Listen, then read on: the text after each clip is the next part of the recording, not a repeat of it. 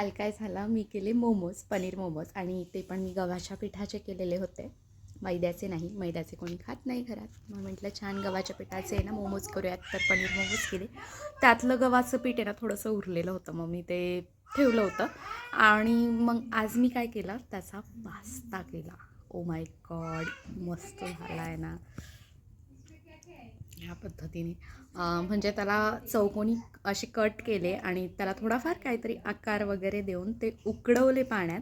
झाला आपला पास्ता तयार. आणि त्यानंतर जसं आपण पास्ता करतो, जशा वेगवेगळ्या रेसिपीज असतात तसं केलं आणि फार सुंदर झालं आणि खायला खूप खूप टेस्टी लागतं आहे. हां, खूप टेस्टी झाला आहे खायला. तुम्हीही ट्राय करा.